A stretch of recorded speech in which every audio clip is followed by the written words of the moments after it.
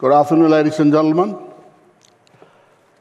So, we've heard from the CEO of the Tourism Promotion Authority of the culture in Papua New Guinea having the greatest potential. Of the many cultures in Papua New Guinea, the best things are preserved for the end of the day, towards the end.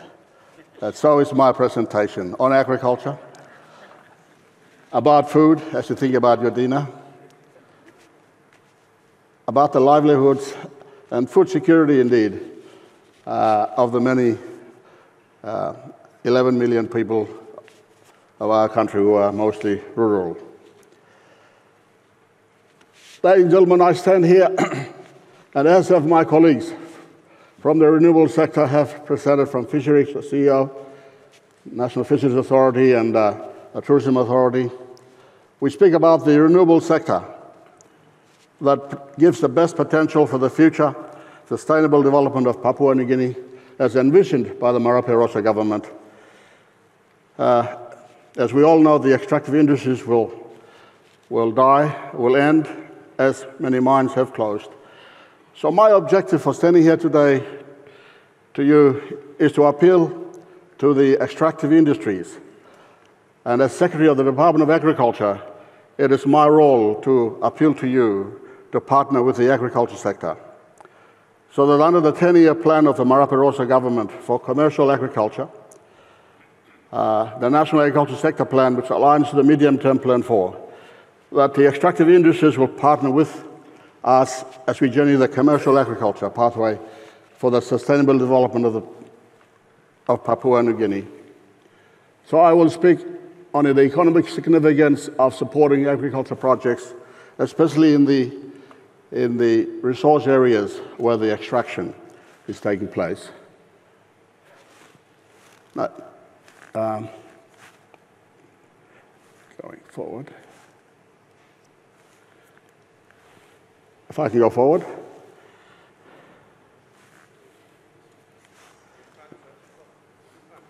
Right. The big green one here? Okay. So I do, as is outlined, I want to acknowledge the past and the present. Indeed, the extractive industries of the mines that are operated and the oil and gas companies have done work in agriculture. We have got the national policy and plans in commercial agriculture going forward. And along that pathway, the development policies, the priorities we are working along. And fourthly, the extractive industry and agriculture development, what has been happening and the issues that are there to look at. And finally, the need for partnership for prosperity in PNG. So,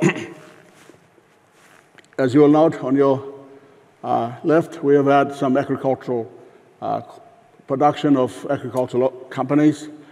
You will see on your right that the resource companies, the non-renewable resources and the extractive companies have done work in agriculture.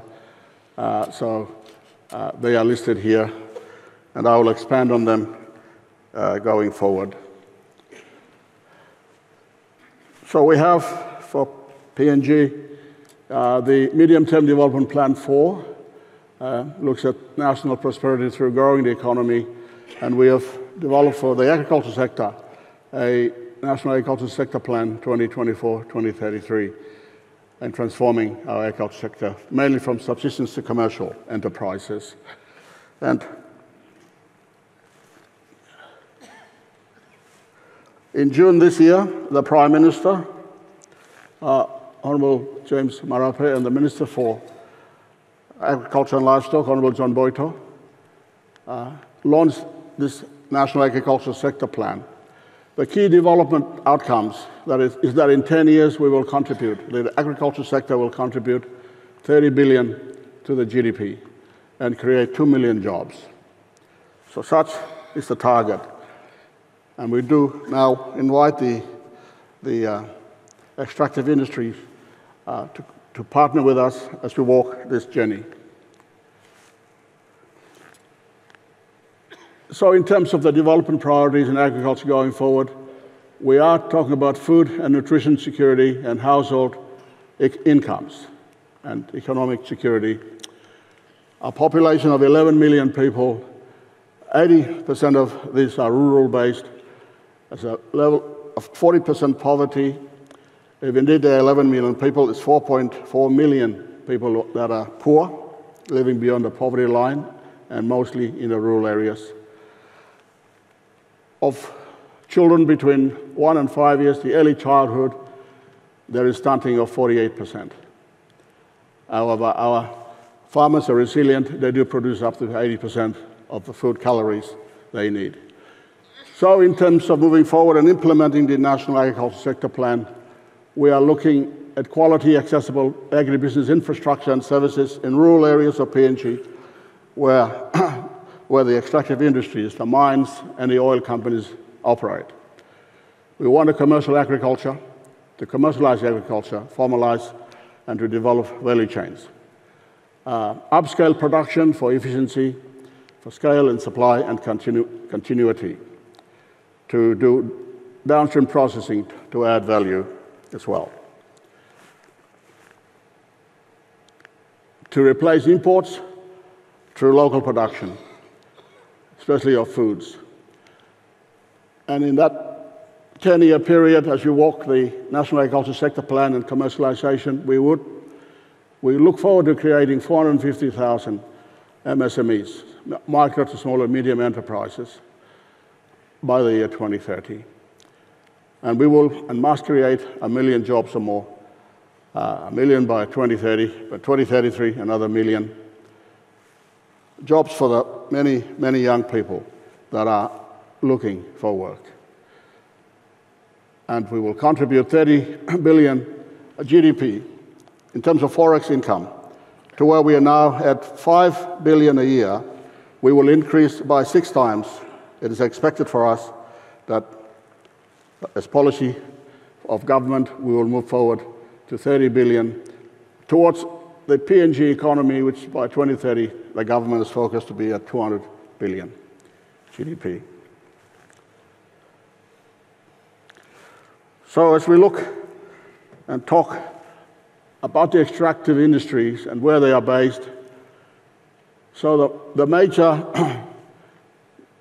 and minor projects are located in this very and more remote parts of PNG. In those regions and remote areas of PNG, the demographic parameters of the people that live there are very poor. So such as the under 5 child mortality, that 1 out of 13 children will die before he or she reaches the age of 5. So that means in any one rural population, you are looking at up to 10% of the children that are born and are under 5 years that they will die due to malnutrition. The life expectancy is at 65 years in rural PNG, lower than at 70 or 80, as you will see in the more affluent societies. Literacy rates is at 63%,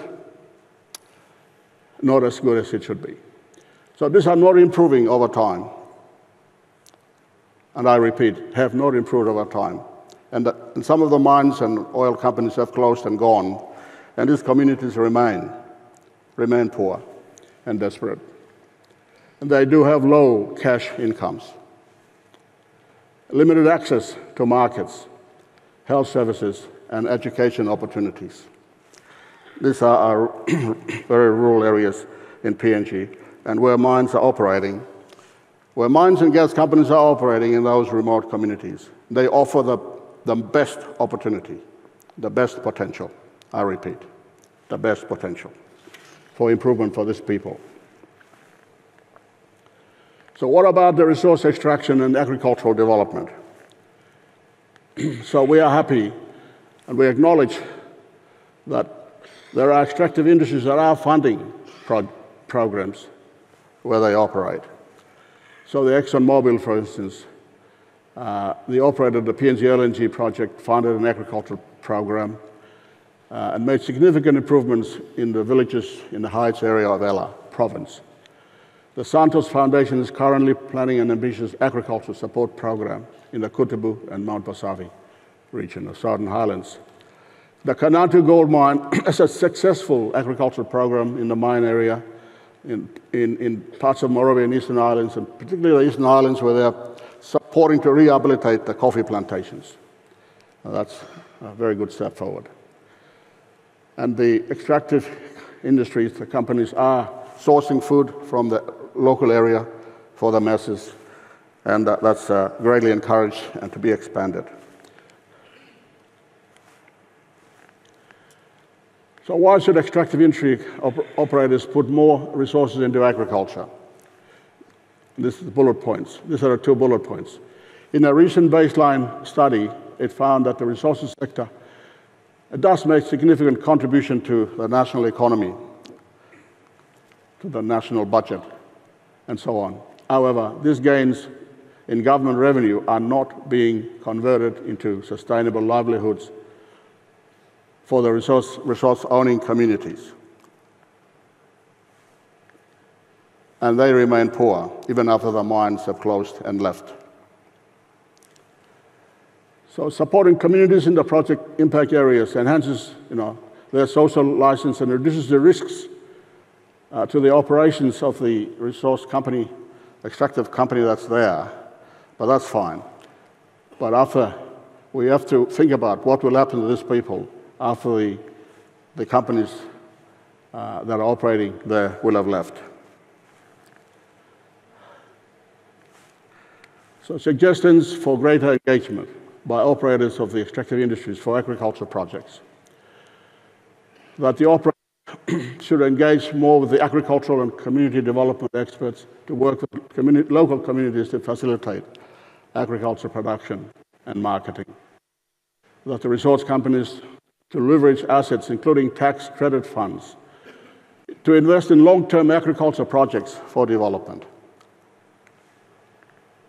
Such as the Western Province, a large rubber processing, downstream processing factory, and establishing large estates of rubber and nurseries would be an example. We look at that the higher proportion of the fresh food for those the mining and oil companies can come from local production, and so with that it'll mean investment into production systems and supply chain development.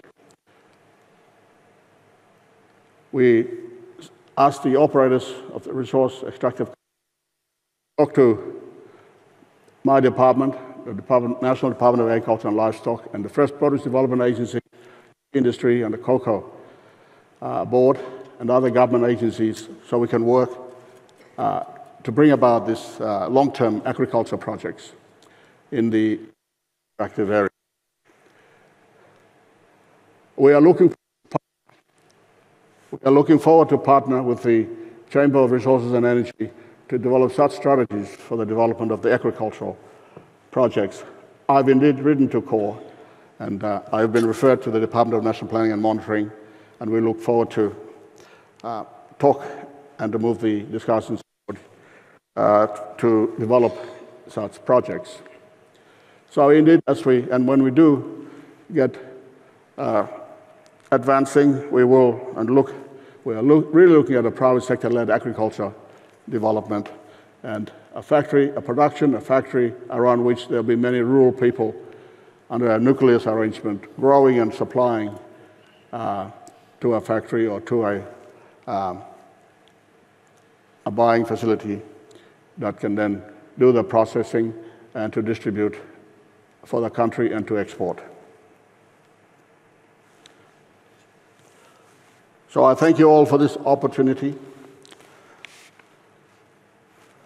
that I appeal to the extractive industries to please to work with the agricultural sector, and I stand here as Secretary looking at ways to be able to partner so that in those extractive areas of resources, that after the mines and the oil companies have completed the extraction and have to move out, that there are long-term permanent agriculture projects that will continue to provide incomes and keep the livelihoods of those people running, and that they will be able to continue and prosper the area into the future. And I echo the words of the Prime Minister this morning, that from the revenues that comes from the extractive industries to Papua New Guinea, we must allocate large amounts and invest in big projects in agriculture, in fisheries, in the tourism sector, in the logging and forestry sector as well, so that we're building our renewable sector for the sustained sustained socio-economic development of our people in PNG. Thank you.